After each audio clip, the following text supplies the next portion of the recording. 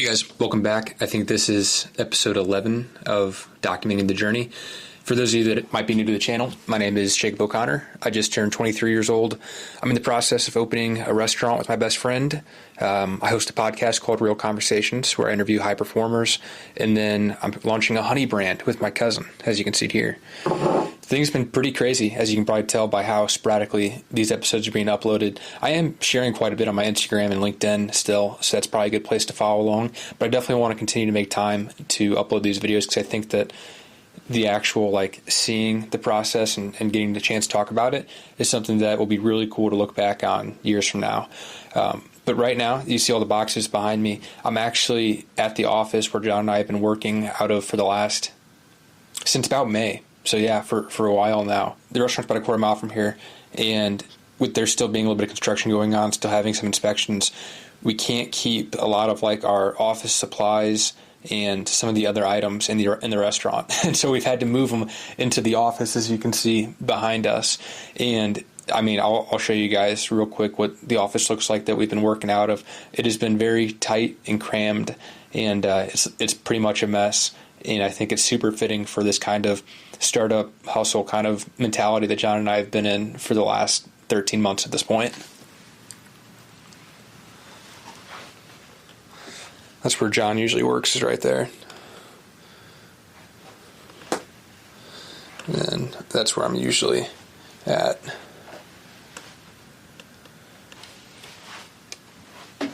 So today's Labor Day. Most people are off. I needed to come in. I have a lot of work to get done just from the different things I've been talking about. I've got a lot happening at once. But I was able to go back to St. Louis and see my family late Wednesday night. I left after I got done at the office. And then Thursday drove up to Kankakee, Illinois, which is just south of Chicago, where the family farm is. And that's where my cousin and I have our little bee farm that we're starting up there. We were able to get our first collection of honey from the bees, so this is our first inventory. So I grabbed a 32-ounce jar of it, and this honey is a little bit darker than what you might see in the stores. It's got some more of the pollen and the comb built up into it, which some people, I feel like that's a turnoff for them. It's actually really good for you. The hive produced about 4 gallons for this first collection, which is actually really solid. Our bees have been killing it. But this is just a 32-ounce jar that I grabbed. It's over halfway gone because I ended up giving some to a podcast guest, and then I'm going to give this one away as well. But you can see the different jar sizes that I have here. One of the things that Evan and I are trying to figure out is what size containers do we want to use. We personally kind of stick to the 32-ounce jars, which are these ones right here. They're pretty large. It's a lot of honey. I would say my cousin and I are in the upper quartile of honey users. We eat far more honey than most people probably do. So we're also experimenting with this 16-ounce option, and then this is an 8-ounce option, and then these right here are 4-ounce jars. And so we want to order some more of these and kind of just figure out which ones work best. We kind of think these 4-ounce ones might be good for samples, just to kind of give out to people as we run into them and want to get them some exposure to raw honey and the benefits of it. And then I'm not sure about the 8-ounce jars. It's a good amount of honey, but I don't know what the average consumer really eats. Like I said, I just know that Evan and I personally eat a lot of honey.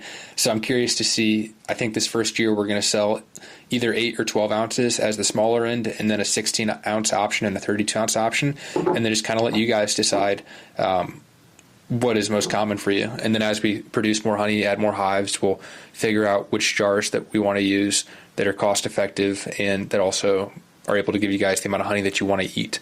So yeah, it's a big week. Like I said, figuring that stuff out with the honey. I've got a big podcast episode which came out this morning that I was working on late last night. It is with Nick Sansone, and that episode is super cool. I'll show you guys here's something in a second. And then also on the restaurant front, we have to send our managers down to Florida to do a corporate training. This is a franchise concept. It's called Another Broken Egg Cafe. And they go down to Florida to kind of learn the system, make sure they can make everything to spec. And our kitchen manager just wrapped up training. We flew him back yesterday, so we just got in town last night. And then we're going to all kind of get together tomorrow, which is Tuesday, and do kind of the rally the troops, little hoorah, probably go grab some lunch or some dinner, and just kind of talk about what we expect with the opening coming up, what's left to do. I don't know if you can tell actually, but on this cardboard box is our calendar. John and I don't have a calendar besides just like, Google Calendar, something online, but we wanted to physically write it out. And so we took one of these boxes that's been sitting here and drew the grid lines and put all of our to-do items corresponding to each date on there. And so things get pretty hectic very quickly. This week and next week are going to be wild. We're really, really hoping to get open by the end of September. And so, that's been a fluctuating timeline, which is difficult and frustrating at times, but that's just the reality of how development goes. Like when you have so many unknowns and so much to figure out and so much to get done between inspections and supply chain for equipment and just getting things set up and all of that being coordinated at once, it's realistic to expect delays. So we're trying to really push into September, but we're also trying to give ourselves some grace and realize that things just kind of go how they go, and you got to go with the flow. And then on the running side, I think I mentioned this in a previous episode, maybe when I was in Florida. I was toying with the idea of doing a 100-mile ultra marathon this November, the Tunnel Hill 100, and I think I'm firmly committed for that. As long as the restaurant doesn't catch on fire and nothing hits the fan and goes terribly wrong, I've been training for it. So I've been upping the mileage.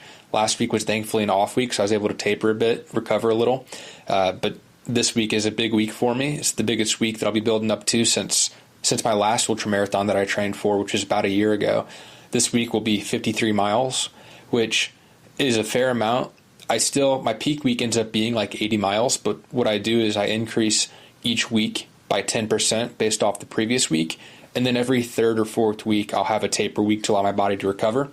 So this has been like 8 weeks of training to get to this point to build up to a 53-mile week. So it's a little bit intimidating, but also I'm very excited to see how my body responds and to just know how much progress I've made from kind of getting injured in Florida and not really being able to run too well to getting to this point now. And I can 100% attribute all of that growth to raw honey. So I've got a lot of miles this week, definitely going to hit the sauna, try and get an ice bath, do all of this, and then I'll take you guys over to the restaurant and show you that here in a second, but I want to show you what I've been working on real quick. All right, so this week's podcast episode is with Nick Sandstone of Sandstone Group, which is one of the largest real estate companies in the entire U.S., and they're based out of St. Louis, which is where I'm originally from. And so, Nick's family has been just incredibly successful. They're very down to earth, but this episode was an absolute blast. Like, we recorded at his house, which is one of the most beautiful homes I've ever been in, and I even commented on that when the episode started. But we started talking and really caught a rhythm. The episode's almost 90 minutes long, and we had this really cool moment where he was talking about something that he's starting up, and he's got these business partners that he alluded to, and he kind of describes what it is that he's doing, and he didn't actually name who his business partners were. And then when he stopped kind of describing it, I chimed in and I said, "Hey, do you happen to know so-and-so based out of California?"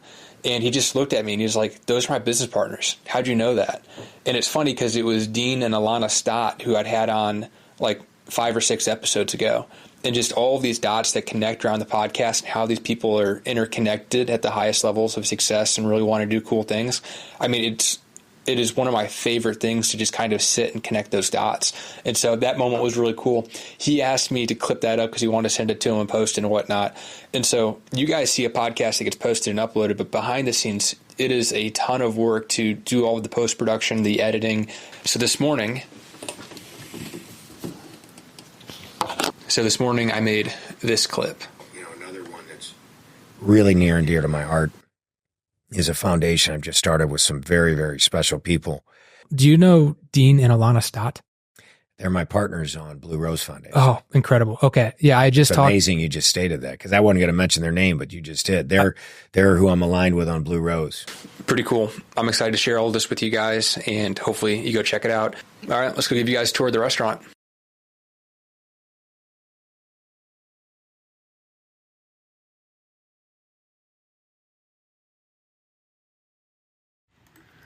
Recording yourself and unlocking the door and opening at the same time is much harder than it looks. So this is the back of the house. There's the freezer and the walk-in cooler. There's the manager's office.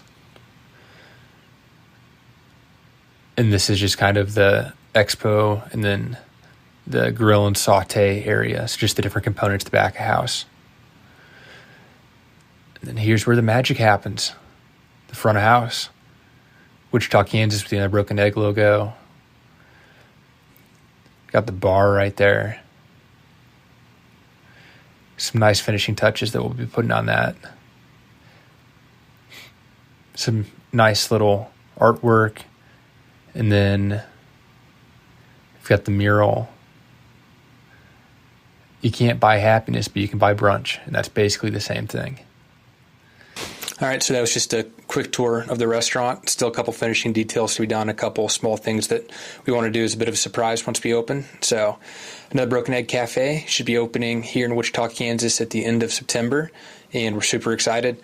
Got the honey brand that I'm working on with my cousin at OC Farms Honey on Instagram. The podcast is at Real Period Conversations on Instagram. You can find it anywhere you listen to podcasts. It's just Real Conversations Podcast. And then I'm at Jake O'Connor on Instagram if you want to follow along.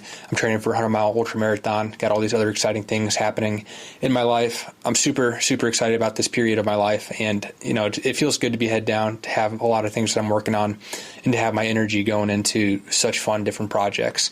So if you guys enjoyed this, please make sure to subscribe and share it with a friend, and we'll see you next episode.